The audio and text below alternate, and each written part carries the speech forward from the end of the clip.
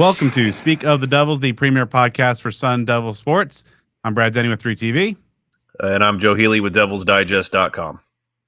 Joe, finally, football is officially underway. Sun Devils hit the practice field. Football is officially back. Yeah, but it's time to turn the page. As Kenny Dillingham will be the first to tell you, let's forget about 2024 because that's over. ASU had an incredible season, but now are the first steps to see if they can repeat. It's going to be a very tough challenge, and the next month or so is going to do a little bit in determining that.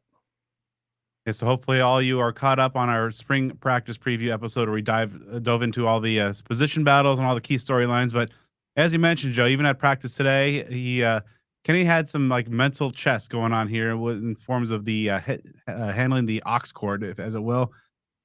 We Are the Champions played constantly, dozens of times over the course of the first hour and a half. But to your point, yeah, he's really trying to drive home in all facets that this is a new year, a new season, a new group of Sun Devils, and to put all that championship talk behind him.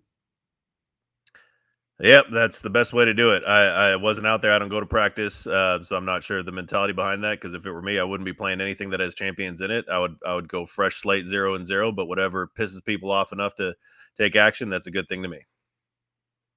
All right, so we will of course be bringing you some more in-depth spring practice coverage because I mentioned as of this record, only one practice session is in the books, and that of course the early sessions are just in helmets, jerseys, and shorts. So hitting hasn't really gotten in earnest yet.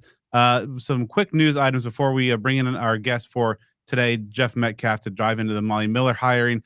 But Joe, as we talked about recently with Hoderbino, there's going to be some perhaps churn on the basketball court with Bobby Hurley's Sun Devils, and the first domino fell, at least the most notable in terms of Josan Stanton has entered the portal after 1 year as a Devil. Yeah, it didn't seem like it's come to too much of a surprise. He started off well, and things fell off from there. So we'll see how it goes. So NIL money horribly spent. That's the really concerning nature of college athletics, like especially basketball, where you get a lot of guys that transfer after 1 year. I mean, you have a lot of resources that are put into getting players to come to campus, and they just throw two fingers in the air and tell you to smell them later, So aggravating thing to say the least, just the nature of the college athletics, and we'll see where he ends up. I don't know if it's a possibility to return to ASU, but you kind of doubt it in this circumstance since there's no coaching change or something that, is a scenario where some guys might want to think of their options while they get to know the new person. So we'll see how it shakes out. But just by the nature of things, you'd imagine this is the first of many. Yeah, so we'll see exactly how much of the core that Bobby Hurley can retain. In our, again, our last discussion with Hoderbino on our last episode, some good insight in there into exactly how the state of Sun Devil hoops is going to kind of come together with Hurley now officially coming back for at least one more year. But before we kind of turn the page a little bit, some good news on the basketball front, Joe. After Natasha Adair was let go, he's as leading the ASU women's basketball program after 3 kind of dismal seasons, just 7 conference wins overall. ASU moved quick. Seemed like perhaps a move that was in the works already, and got one of the biggest names on the coaching carousel in the market there. Molly Miller, coming over from Grand Canyon, is going to be the new Sun Devil head coach. Yeah, and this one's as important, like symbolically, as it is in actual application, because it's someone that was a successful coach from just down the road, and ASU, of course, had a coaching opening. So if you let that slip through your fingers, and if she would have ended up at in Arkansas or Missouri or these schools that were being thrown out there, that would be kind of a loss. That would be a stain against the administration for ASU, because that's the hire that you need to make, and they made it. So kudos to them. I will say, full disclosure, I've never seen one single game that she's coached, so I can't tell you anything about her style or really anything about her, quite frankly, other than the fact that she's got a very good resume and appears to have quite a bit of passion, and should hopefully help rejuvenate things, because Sun Devil women's basketball for a few years now is just really not created much fanfare whatsoever. It's a sport that can do that, but there just hasn't been much surrounding ASU, and hope she can take that effect. So, a quick resume before we bring in Jeff Metcalfe to give his expertise and insight into the hire. Joe, this is I almost had to check this twice. Her record at Drury, where she played and was inducted in the school's Hall of Fame there, 180-17 as a D2 school, but I don't know, 180-17 seems pretty good. Yeah, I mean, there, a lot of coaches that that we can think of, the Lance Leipolds of the world, or I don't know why the Indiana coach is blanking from me, but the ones in the college football game that say, look at the resume, I'm a winner. The ones that come from the FCS or the D2 or even the NAIA and work their way up. So these are things that we've seen in other contexts as far as folks that can win, and they step up levels and they continue to win at a comparable level. So we'll see if the move from whatever conference the for-profit school plays for is in that jump from there to the Big 12. We'll see how she handles that. And also just with ASU, we'll see what she has to work with in terms of personnel. It could be a process, but she's won everywhere she's been. So we'll see if that can continue. Yeah, and then 117-38 at Grand Canyon over 5 seasons there. Most recently, took the Lady Lopes to the NCAA tournament for the first time at the D1 level. 32-3 last year, the 30-game win streak. And as you like to say, winning is good. And so when you're able to get a successful coach there, but also poach it from what seems to be a budding rival in Grand Canyon, at least on the basketball front, that's not too shabby. So Joe, how do you see this playing out? Maybe as the latest chapter in the ASU-GCU rivalry. Well, for men's basketball, I'd say I don't know how it could be a rivalry if they've never beaten ASU. Women's basketball, I believe that That's they have. It's an interesting thing because it's one of those things that it's a rivalry in some contexts and not in others. Maybe more social media than anything else because their fan base is just very, very unique, and that's really the nicest way I can that's a word. describe them. I think a lot of folks know what I'm talking about. So I know that there were some remarks from their president about wanting a coach that wants to be there, which is an odd sign of arrogance to me because, dude, like you're not a major program as much as you'd like to be. You're going to be a stepping stone for any accomplished coach at any sport in any level. That's just the bottom line of it. So I know they made a hire that they're happy with, and that's cool.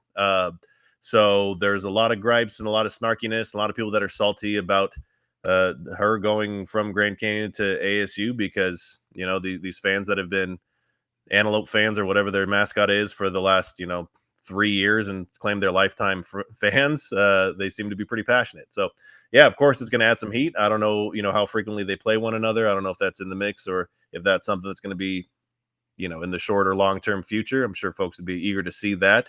But yeah, they have to rebuild, and it's the honest responsibility is on them to do that, and ASU is in as good a position as it could be because this is a hire that needed to have been made. I could not tell you who any other, high caliber possibilities would have been, but this is just kind of an open and shut thing. And it's good that it worked out that way because we've seen, previously and, Ray Anderson and company, they would have purposefully complicated things. You like to think, not taking the logical, I don't want to say easy way, but again, this is very logical. It's a coach that's at the school down the street that's at a much smaller conference that is prime for a step up is that coach, and you have an opening, so you make that hire. In the past, you think that there would have just been unnecessarily complex aspects thrown into the mix that would result in the hire of someone who is only marginally qualified for the job or just was not nearly at the top of the list. So again, it's refreshing to see a coaching hire happen swiftly, quickly, efficiently, and end in the candidate that everybody wanted, and for good reason. Yeah, by all accounts, seems like a home run for Graham Rossini as athletic director. So we'll see exactly how that pans out. But I think it's time to bring in somebody who's probably more connected to the women's game at the college and pro levels than anybody else. Jeff Metcalfe. All right, rejoining the program now under probably happier circumstances than his last appearance, with ASU making a new hire and a new era of ASU women's basketball beginning. Of course, the legend himself, Jeff Metcalfe. Jeff, thanks for coming back on the show. How are you today? Hi, Brad. I'm doing good. How about you? Doing well, thanks. Molly Miller, of course, was a rumored candidate at a number of places, one of the hottest names in the coaching carousel for this cycle. In the end, what do you think ultimately kind of tipped the scales in the Sun Devils' favor? Well, when we talked about it before, I know we mentioned, I believe we mentioned some candidates, Hmm. including Molly. I kind of think now, looking at how it all happened so fast, right after GCU's season ended, that you can deduce that this had been in the works for a long enough period of time that number one, GCU wasn't too happy about it, and also that ASU was able to pretty much fend off Arkansas, perhaps Missouri, or anybody else that was after Molly. So I think they did a good job kind of setting it all up to make a quick move right after Grand Canyon got eliminated from the postseason. Obviously ASU has some issues over the last few seasons. So they had their needs in terms of getting back to a competitive standing. Or it's a lengthy list. But how good of a fit do you think Molly Miller is for what ASU needs right now? I think she's a very good fit. The comparisons has been made to Charlie Turner Thorne, of course, hiring a younger coach that had been coaching at a non-power school. And I think Charlie would agree that there are similarities there. The one thing about Molly is she's actually been a head coach longer than Charlie had been. Charlie had been before she came to ASU. She'd been head coach at NAU for 3 years and was 30. Molly's been a head coach for 11 years, 5 of those at GCU and 6 in the Division II level prior to that. And she's 38. So she actually has more experience coming in than Charlie did, if you want to put it that way. And I think that what she's done, what she did at GCU, taking that program from 18 wins to 32 to their first NCAA appearance, and then playing a very credible game, I thought, in the first round against Baylor. All that I think says that she's ready for a power school job. And I think just moving across town, not having to move her family, having been in the West for 5 years now and know the recruiting responsibilities and opportunities in the West, I think that all is really in her favor as far as coming into ASU. Of course, as you mentioned, great success at the D2 level at our alma mater before heading to GCU and getting the Lopes to the postseason now. And when you look at the course of her career, what kind of program building qualities do you think really jump out to her and about her and what she could possibly do to build the son of a program back up? Well, everyone talks about her defensive first mentality, and again, a comp to Charlie. But I do believe that that's proven to be true across the board at where she, at Drury and then at GCU. But I think she's also, if you watch GCU at all play the last couple of years, they've been a pretty good offensive team too. So I acknowledge that everybody says that she's a defensive-minded coach first, but I think she can also get a team that can score 70 or more points, and that's what it takes in today's basketball too. You can't just rely on your defense, no matter what you say. You got to be able to put some points on the board, and I think she's shown that her teams can do that as well. As far as program culture, how do you think what ASU can expect under Molly Miller is perhaps what they had over the last few years with Natasha Adair? Well, just on Molly alone, I think everybody says she's a very disciplined, demanding coach. That cuts both ways, of course. Some people are going to like that and some people aren't. But I think that'll serve ASU well, getting the program up and going, and hopefully long term as well. There are, I believe, I counted 11 ASU players who are either in the transfer portal right now or whose eligibility expired, which by my count leaves maybe 5 players still there at the most. And I might be off a little bit there, but obviously just going into the portal now, the portal opened today for the first time, and just getting players here and then trying to blend them together and put some kind of competitive product, hopefully, on the court this coming season. That's going to be the biggest challenge of all in the short term. You're kind of speaking of those short-term challenges, obviously it's a program that has just 7 conference wins over the last 3 years. The to-do list is rather lengthy, especially for a new coach coming in.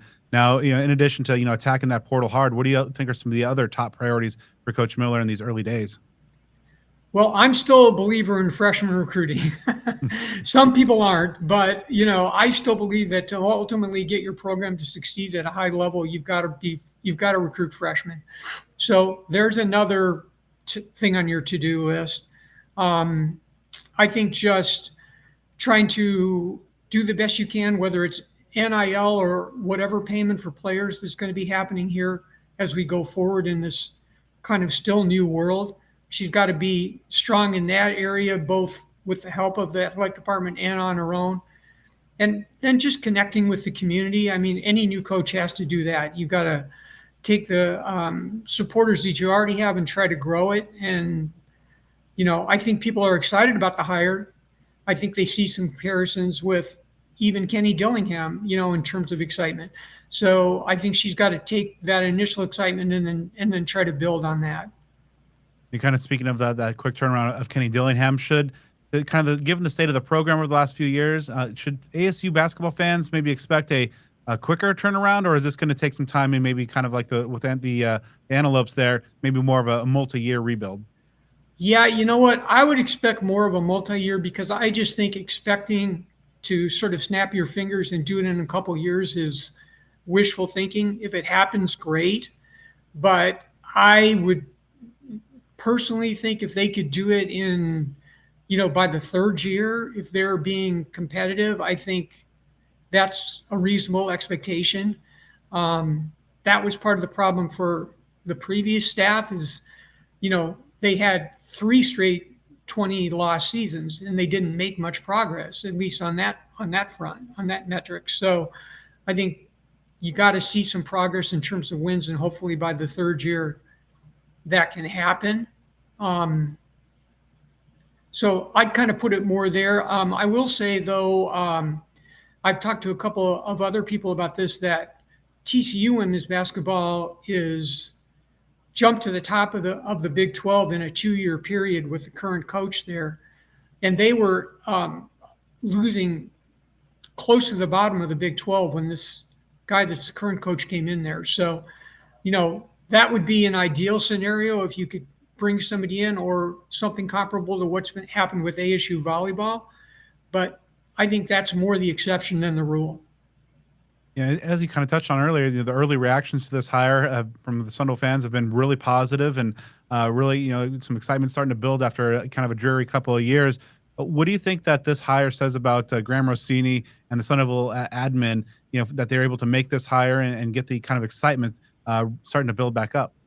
Yeah, I think that's a good question. And it kind of goes back to when we had our previous conversation about, is this the right time to do this? And where does women's basketball fit in the overall landscape of what Graham is trying to do with the athletic department? I think there's a big message in here about the women's side of things, and women's basketball in particular, because of where the sport is right now, and wanting to be, let's just say, arguably in the top half of the Big 12 in women's basketball. I think that's for sure where they want to be in getting into the postseason. Right now, not only were they not going to get in the NCAA tournament, they weren't going to get in the WNBIT and, the WNIT, which is, the way it kind of breaks down now with over 100 spots available. ASU wasn't really a candidate for any of those. So you certainly don't want that from your women's basketball program, particularly with the women's Final Four coming here next year. You want to get the program moving in the right direction. And so I think Graham looked at the landscape of all of this and said, what's the most important thing to change right now? Is it to do something with men's basketball, with women's basketball, with both? Do we have the money to do something with both? And I think that kind of came to the conclusion that the most dire need was to try to do something with women's basketball, give Bobby Hurley another year and see if they can, build on some things that he's done well that haven't quite panned out, whether it's injuries or other reasons that haven't panned out for that program. And if not, then maybe they'll have to do something with men's basketball next year. And then the overarching thing, of course, is the arena renovation, which we continue to be told is going to be coming. Plans for that are going to be coming out here soon. So that's obviously a big impact on both programs going forward. So it seems over the last couple of years that there's been, as the GCU basketball programs, both men and women's, has kind of been on the ascendancy there, a kind of a budding rivalry with Arizona State. What do you think this hire does, to that budding rivalry, and maybe does it add a little more juice and excitement here for local basketball fans? Well, you can tell that GCU was preparing for a change, and they announced their new coach immediately, yesterday, actually, ahead of ASU formally introducing Molly, which is interesting. But so they're bringing in a South Carolina assistant coach, which I think is a very good hire for them. But they also made some comments about Molly leaving that sort of made it clear that they weren't happy that she was looking around for other jobs over the last couple of years. So I think whether that was necessary for them to do, or they just wanted to take kind of a little bit of a backhanded shot at Molly Miller, I'm not quite sure. But I think that only increases the rivalry. I'm assuming the two programs will continue to play. I don't know that for sure, but I don't think what's been said here should keep them from playing. And if that's the case, now I think you've only added to that, crosstown rivalry. So a lot of excitement going forward for the future of Sun Devil women's basketball. But now that it's officially over, maybe a time for a little postmortem. How do you think the Natasha Adair era should be remembered? I like Natasha. I think they came in and gave it a shot. It's just hard. It's just they brought in a lot of people through the portal. They had a lot of injuries each of the years, and they couldn't really seem to capitalize on the portal talent that they brought in. So, you have Ty Skinner, you have Jalen Brown, and they're individually doing some good things. Both of them were all Big 12 honorable mention this year, but they couldn't stay healthy with enough people to really be competitive for any of those 3 seasons. So I think Natasha gave it a shot. I understand why they hired her. In some ways it made sense. But, I don't know what to say, like long-term, I don't know. There was a coach that was between Maura McHugh and when Charlie was hired, named Jackie Hollis. She was here 3 years and went 20-60 in those 3 years. No appreciable success at all. And, we don't remember Jackie Hollis at all because Charlie came in and did what she did for the next quarter century. So, unfortunately for Natasha, that could be the case here, but, that's up to Molly now to prove that, she can come in here and have a long tenure, and, we'll see how that goes. Well, Jeff, as always, thank you so much for your time, your expertise, and your insight into the exciting developments here with Sun Devil women's basketball. And, hopefully we'll get you on the show and talk about some more big things ahead. All right. Thanks, Brad. So only one spring practice for the Sun Devils is in the books. If you want a recap of that, you can check our podcast feeds or head over to azfamily.com/sports for a recap of kind of what happened in day one, a spirited affair, although, of course, not too much hitting. But after practice, had a chance to catch up with new ASU wide receiver, Jalen Moss. All right, so first practice as a Sun Devil, how do you think things went so far? It went smooth, just how I thought it was going to be, you know what I'm saying? It was a little fast at first, but I was able to grasp of everything, the play calling, hand signs and stuff like that. Now it's just time for execution at that point. So, why was Arizona State the right place for you? Coaches made me feel at home. When I came down here, just visiting, seeing the guys practice, seeing them compete. I see there's guys that's out here that's trying to get better. So, that just pushes you a little bit harder to want to get better with them guys, seeing that. So, yeah. Over the course of those last couple of weeks, and what's it been like just kind of becoming integrated with this Sun Devil program, coming off the big year that they had, and also, the things that you're looking for to the rest of your college career? I'm mainly just trying to, put myself into what they already just had this past season. I know they still have some returning guys, so I'm just trying to implement myself in there, set myself up for what's coming next for this season and for the rest of my college career. So, what are some of the things that really jump out to you about this Sun Devil offensive scheme and how your skill set might fit into that? There's athletes all over. Our QB, our running backs, we got our bigs. They playmakers too. They get the job done up front for Sam and us guys to catch the ball. So we got playmakers all over. You know, it's just execution and just making sure we dial in when it's needed to. Speaking of Sam, what are some of the things that really jump out to you about having one of the best young quarterbacks in the nation thrown to His you? athleticism, how smart he is. Those are the two things you can just see on pen and paper. You know what I'm saying? And he's just one of those guys. Hey Sam, like how you like this or how you like that, or how you see certain things and how I've seen certain things. So try to get the timing down. You know, still new quarterback, new things we got to get into as a QB receiver. So we're gonna get there. What are some things that really excite you most about learning from a Super Bowl MVP like Hines Ward? The realness about it. You know, he's not gonna cut corners. He knows what he has to do, what it is to get there, and what it needs to get there. So at the end of the day, it's just I want to be just as transparent as he is with me. So just going out here and just perfecting my craft every day and just taking the tools he's giving me and putting it in my game. A lot of new faces, including yourself in this wide receiver room. Obviously, JT is one of the best in the country. What's the vibe, the chemistry like over the last couple of weeks? Building in that room. Just trying to be a group, not trying to let selfishness take a hold of, what anybody has in this room. We all know everybody's, goal is to play, but, it's a team go at the end of the day. We all trying to win, and, win is the best part. No matter if you didn't play or you did, it's the part that you win, and you're doing it with your guys. You put in the work day in and day out. So just coming together as a collective group, putting in the work, no matter who's out there, everybody going to get their shine. So what are you looking to get out of the remaining 14 spring sessions? Just go out here and work. I'm trying to prove why they bring me in here. It was a slow first day, but it's how football goes. One day may not be your day, the next day it may. So you just never count it out. You know what I'm saying? Just count your blessings, and when it comes, it comes. So.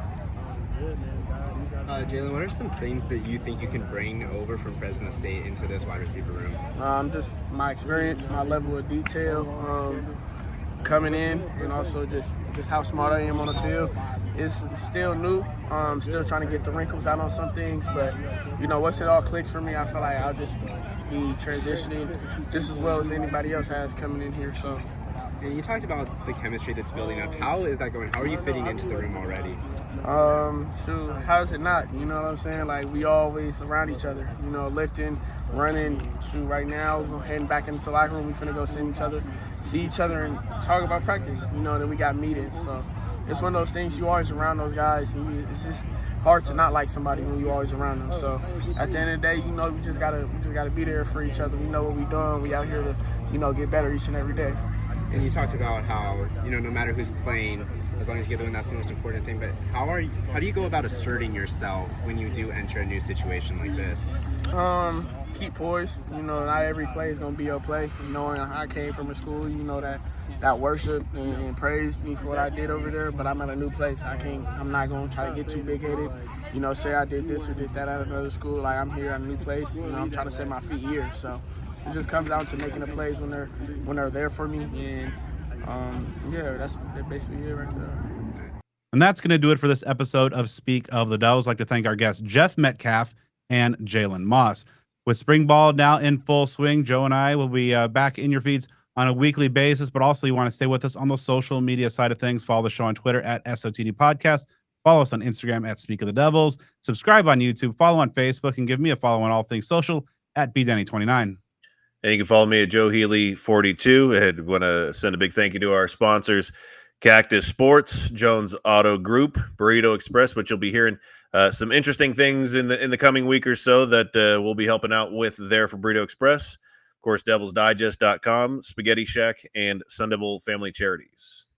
As well as Home Field Apparel, and make sure to use offer code SUN24, SUN24, at homefieldapparel.com to get 15% off your first order. And also give us a 5-star review on the podcast platform of your choice. That'd be greatly appreciated. And Joe and I will be back next week to recap week 1 of spring ball.